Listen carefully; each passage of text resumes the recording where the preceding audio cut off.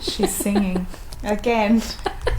For anyone who knows Larissa, she'll just be any singing. sort of words can turn into lyrics. I think they can. I think they can.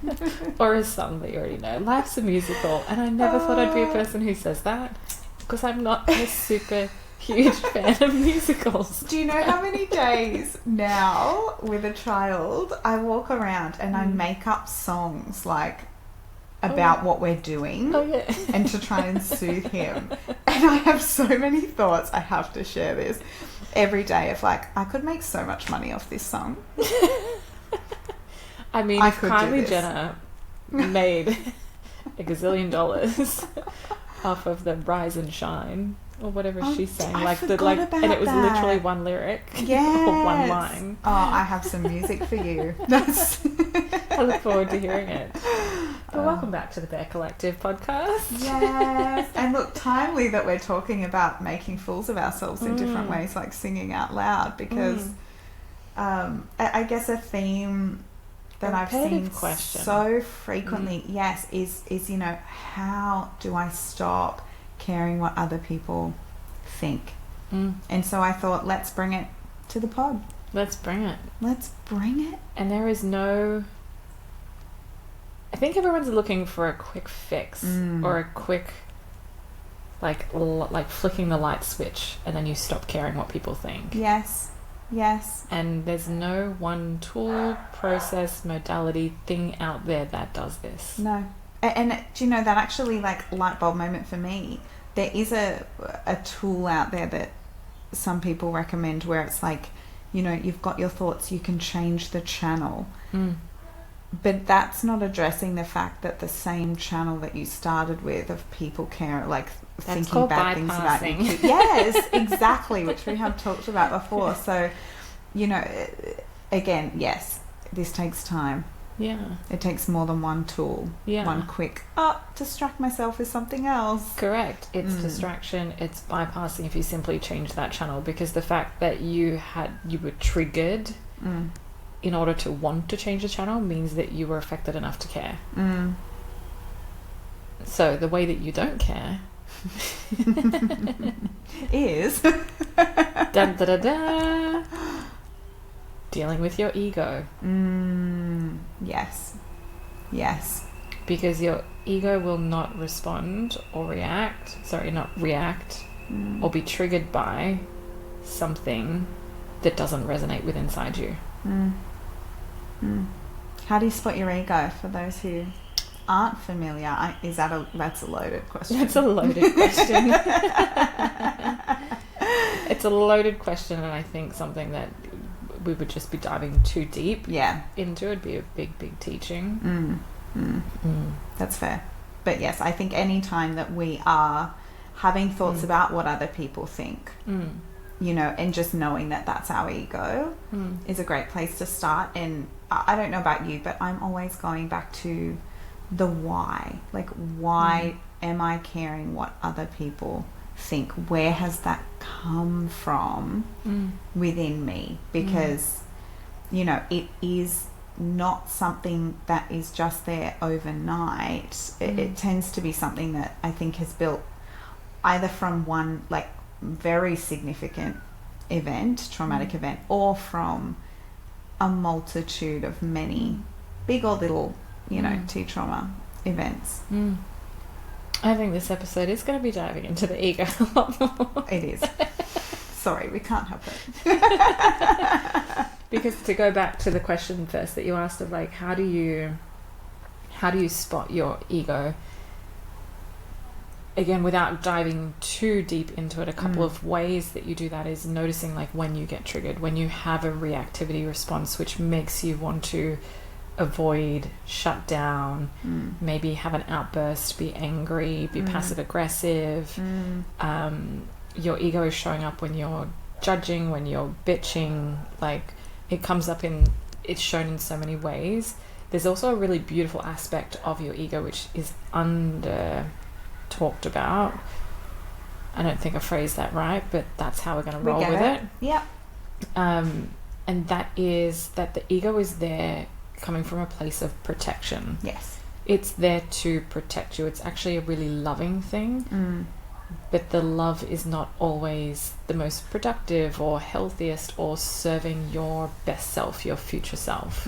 So it's trying to safeguard you. And as we get older, we essentially, don't want to be seen as the beginner or learning again or failing or fearful or all these things. We put such a this high unconscious expectation on what it means to be an adult that you can't experience these things that seem so childish, but literally that's the part of you that's playing out when your ego is playing out. It's the childish aspects, the parts that are underdeveloped within you.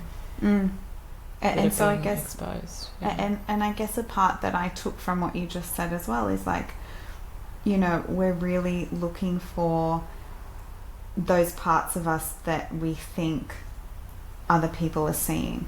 And they're what we're really self-conscious of when we're worrying about what other people think. So it's certain qualities that, we almost don't want to be seen as, that are coming, that we think are quite obvious to others, but really they're probably more obvious to ourselves. Yeah, well, I mean, that's your concept of self, right? You go out into the world and you project an image of yourself of how you want to be seen, whether it's through the words that you're speaking and telling people, I am trustworthy, I am really honest, I am reliable. But humans are flawed, and those things aren't, 100% fact or ways that we can truly be identifiable, because there are ways where you are not those things, and seeing yourself as not those things, that's where the ego comes up, and that's what's hard to hold for people. For sure. And so it's like another step of not caring or learning not to care about what other people think, is actually learning to look at where you see yourself in a certain light, and where you want to try not to be these things, and where you are trying to project that certain image out into the world of who you want to be. That isn't necessarily who you are in your full whole humanness. Because when you do, when you can see that side of you who is not the person who is always on time, even though that's what you project or say, that you're always on time, or that you respect people's time or you value people's time, but you can see the sides of you where you actually show up late to a doctor's appointment, or you miss your PT session, or you run late to class, and you can acknowledge that, okay, I would like to be that person, but there are parts of me and times when I'm not, and that's also okay. But it's acknowledging that they both coexist, rather than trying to be black and white on I am this, I'm not that. So when you do that and you have compassion for yourself, instead of beating yourself up over the fact of, oh well, I must be more perfect, I must be more on time, for example, then that's where you can start to have compassion for other people when they're not who they say they are, or when they say something that might trigger you, that really you start to learn that it's about a projection that they might have on you. So if you're like worrying about what other people think, and that comes down to essentially what you're saying to yourself and what you're thinking about yourself, self-compassion is really important as well then. So it's like that whole idea of, okay, how am I talking to myself? Like, am I looking out here and, let's say it's body image that we're really concerned about, and if we're assuming that someone's looking at us and thinking like, oh, she looks fat in that dress, there's a part of us that's saying that we look fat in that dress. And so learning to be self-compassionate is it sounds like really one of the ways that helps with overcoming that concern about what other people think in the first place. So if we're kinder to ourselves and we're more accepting that, we can be this, we can be that, if it's a different example, maybe not that one, but that we can be both this and be okay with that within ourselves, and speak compassionately to ourselves, then that will also help rebuild Yeah, how that's we an can. aspect of Yeah. dissolving, Mm. so that when you're in a situation where there may have been something that would have usually triggered you, you've dissolved that within yourself. Mm. So you don't feel the trigger, but you could recognize that, oh, that used to be something that triggered me. Mm. It used to be something I get upset about, or that I felt that I had to defend myself on because I wanted to portray that I was a certain way. Mm. You know, another aspect is in dissolving, or how to stop caring about, you know, what other people think of you, is in that moment when you're feeling triggered by somebody else and what they're thinking or what they might be thinking, what is the meaning that you're associating to it? Mm. Humans are meaning making machines. So what is the meaning that you're associating to the story that you've created, whether you're actually in front of someone? Because sometimes, you know, we have clients that are sitting with us who have created stories around what they think their parents might think or their friends might think, but their friends have never said anything. So it's that interpretation, right? Or it can be coming from a trigger, it can be coming from an in-person interaction where you start making a meaning over what somebody's saying, and that's where it causes the trigger, and that's where you start to like justify or defend or avoid or have that reaction. So listening into what meaning you're making to someone else's words and how you're interpreting it, that's where you're going to start revealing to yourself, like, why am I holding so much value around that? Yeah. Yeah. And so, yeah, looking at other people's, or what we're interpreting from other people's behavior as well, because so often we can assume that like someone's cross with us or someone doesn't like us, or, you know, and we're more likely to go into that place if, for example, we were bullied in school and we really craved connection and we lost that connection. You know, we might try to be a certain person based on our fear of what they're thinking about us to regain that connection. But I think this highlights kind of one of the things that I have found really important in, you know, not caring what other people think as much, and it's around just taking action, like asking the question.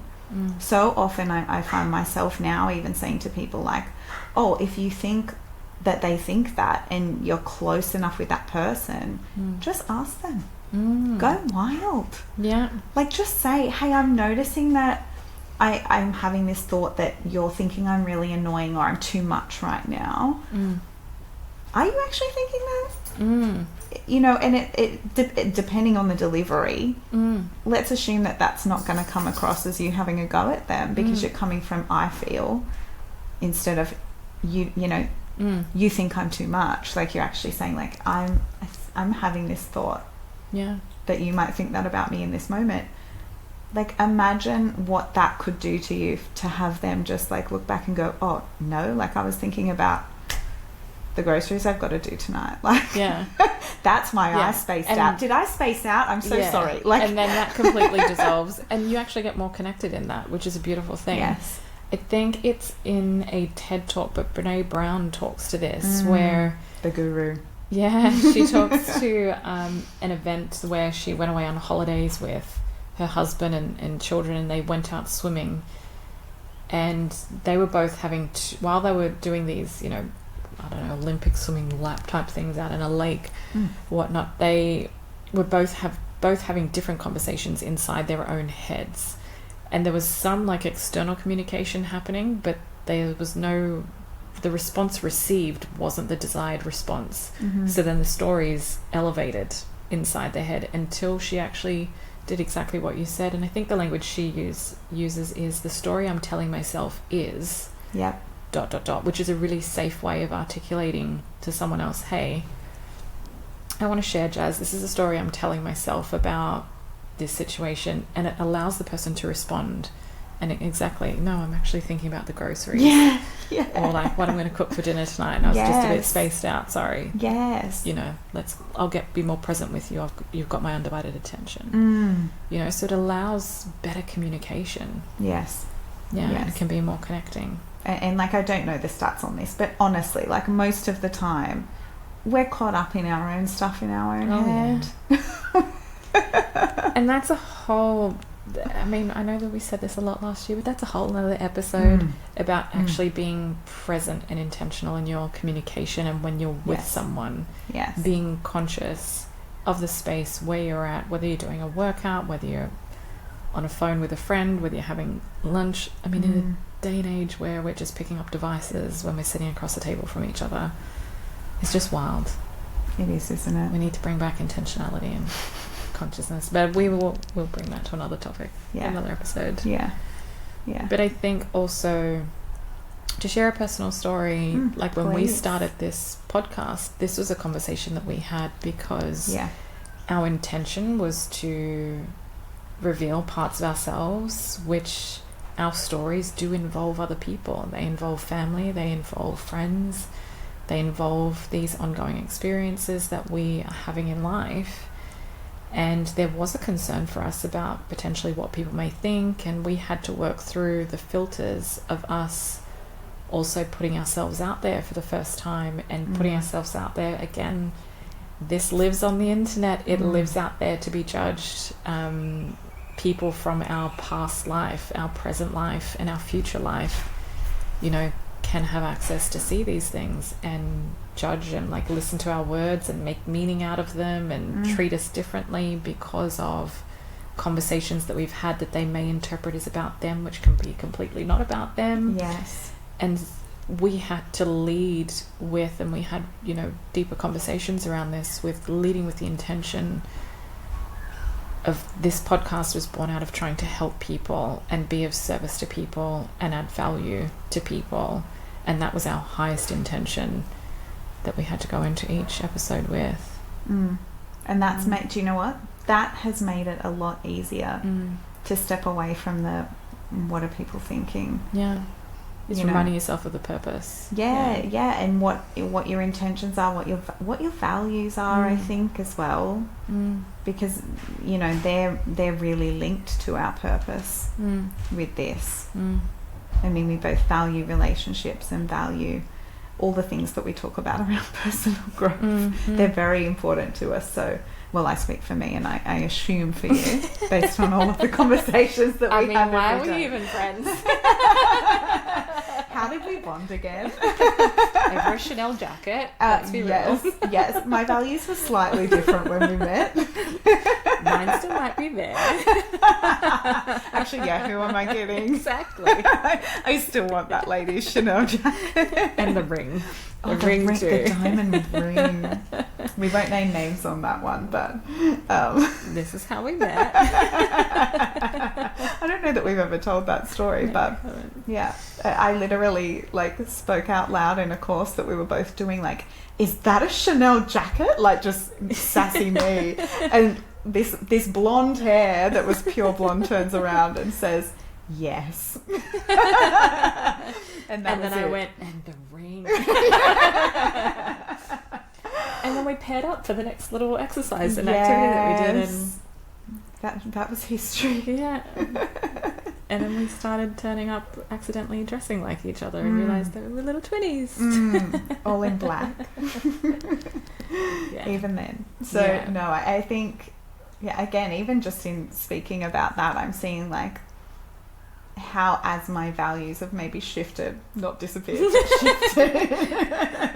The priority at which each one comes in is just a little shuffled. And I'm noticing that shuffle even more. But, you know, my worrying about what other people think actually has dissolved even further as I've gone along that journey. So there's definitely an alignment there. Yeah, and I do believe it is a personal development journey, and it is an ongoing one. Because, for example, for the places that we want to go, that we've talked about with kind of like our dreams and our aspirations within the podcast, but also outside in our respective lives, it's going to put us in situations where those fears can re-evolve. And so right now, whilst we sit in a really good space, in a very clean space with, you know, the topic of not caring what other people think, we've done work on it, but it's not to say that there won't ever not be work in the future on that. Yeah. Yeah. Oh, absolutely. Whenever you step outside your comfort zone. We're both writing online courses right now, and I know for me, like, I'm noticing, like, oh, what are people going to think about? Like, what if it's not what I think mine's great. I know mine's great. I know the content is great. It's more around me being on camera in a different setting, in a different way. I'm still going to do it. That's the beauty of the work. But you know, I think every time you do something new, conditioning like this in our thoughts and our behaviors is highly likely to arise. And it might just be a thought. Like, for me, it is just a thought that will sneak in sometimes, and I'll be like, oh, is that why I'm procrastinating? But it's not a belief that I hold, and it's not something that's going to stop me anymore. It is literally a millisecond thought. And I love what you just said there, because it's what you just did is that you observed the thought, and you didn't actually emotionally attach to the thought. You went, oh, that's interesting that's come up, and I'm curious, is that why I'm procrastinating? Is that what's holding me back here? But you haven't emotionally attached to it, and that's the meaning making part. So that's awesome. That's really, really exciting. Thank you. You're Thank welcome. you. And I come at that, my observing energy, I'm going to call it energy because it's something that I feel, it is also connected to my self-compassion. And so I naturally already hold compassion for, you know, the me that wants to procrastinate, and the me that used to really care what other people think. And I think just holding compassion for that is, it helps you move through it anyway. You know, even if it is an older version that you're recognizing in the present. Yeah, I love that. Very good. Thank you. I love the feedback. But I think, you know, it's an evolution, and it's the more you do the work, the easier it is to recognize it, observe it, and channel and move through it quickly. Absolutely. And then what you do each and every time you do that, you build evidence that you have done that before. We've built evidence in, you know, doing this podcast, and with every single episode, every episode's got so much easier. If we look at this episode compared to our first episode, you know, we've evolved and grown so much, and how we feel about even this topic of caring what other people think has evolved from that episode to this one. Because we have the evidence of having people come up and give us feedback that has been stuff that we can actually improve on. The way that we've internalized it is that, oh, we can actually leverage that feedback for improving, but then also feedback that's like, that really resonated, that really landed, that really shifted, that really changed. So, you know, we're serving our purpose. And that's what you'll do. The more and more you start to dissolve caring what people think, you'll live in more authenticity, more alignment, and more in purpose with what you're here for. Absolutely. That is a key point. A key point. That is the chef's kiss. So it's worth it. Do it. Start working at it. If you're already working at it, keep working at it, and you might keep working at it forever, but it will get easier. It's just not straight away. It's not a quick fix. It's a skill. Like, it's an emotional skill to build.